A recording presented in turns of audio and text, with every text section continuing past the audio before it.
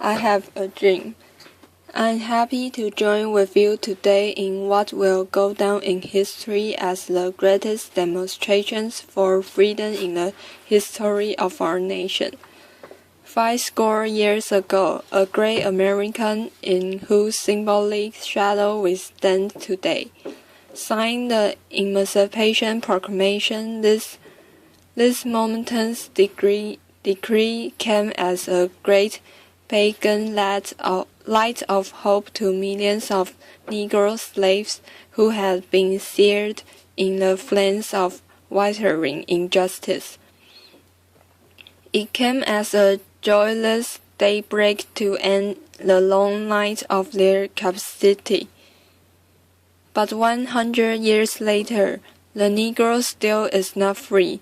100 years later, the life of the Negro is still sadly crippled by the menaces of segregation and the chains of discrimination. 100 years later, the Negro lives on a lonely island of poverty in the midst of a vast ocean of material prosperity.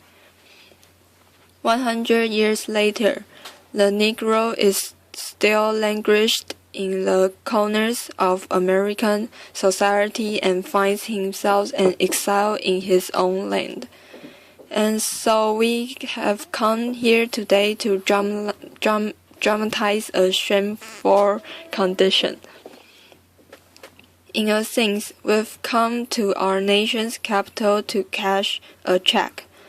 When the architects of our republic wrote the magnificent words of the Constitution and Declarations of Independence, they were singing a promissory note to which every American was to fall heir. This note was a promise that all men, yes, black men as well as white men, would be guaranteed the unalienable rights of life, liberty, and the pursuit of happiness. It is obvious today that America has defaulted on this promissory note, insofar as her citizens of color are concerned. Instead of honoring this scarce obligation, America has given the Negro people a bad check, a check which has come back marked insufficient funds. But we refuse to believe that the Bank of Justice is bankrupt. We refuse to believe that there are insufficient funds in the great vault of opportunities of this nation, and so we've come to cash this check, a check that will give us upon demand the riches of freedom and the security of justice. We have also come to this hollow spot to remind America of the fierce urgency of now. This is no time to engage in the luxury of cooling off or to take the tranquilizing drug of gradualism. Now is the time to make real the promise of democracy.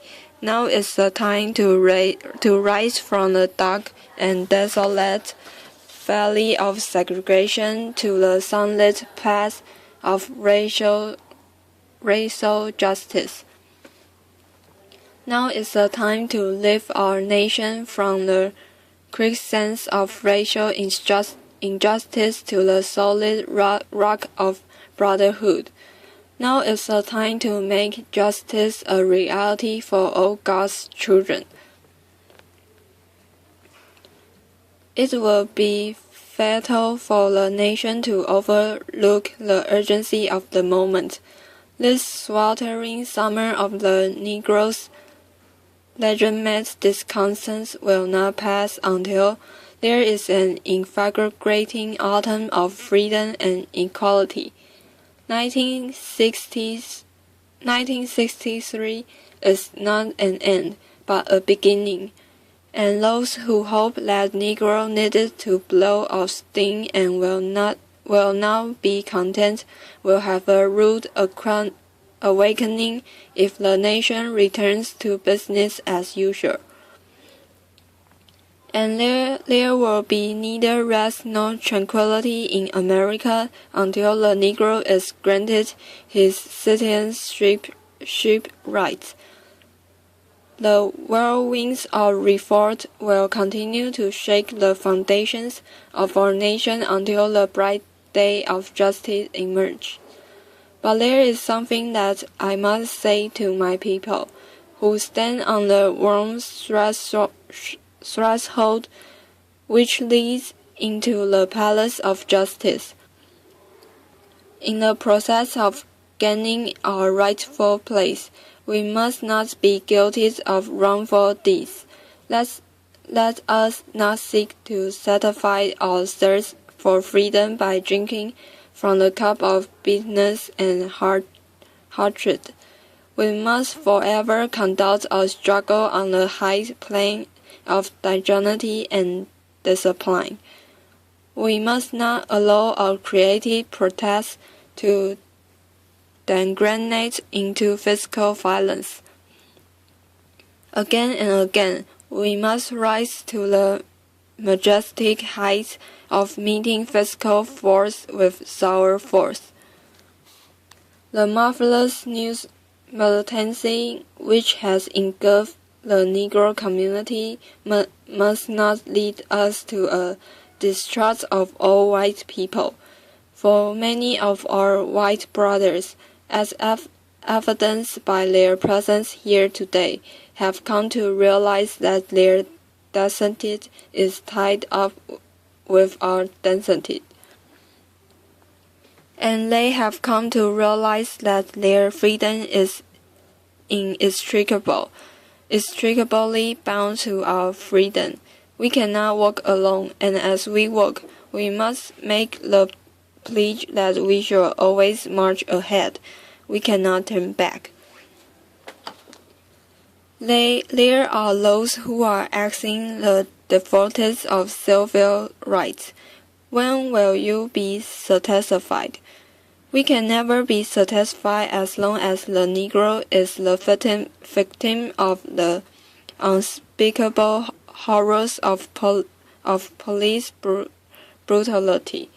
We can never be satisfied as long as our bodies, heavy with the fatigue of travel, cannot gain lodging in the motels of the highways and the hotels of the cities.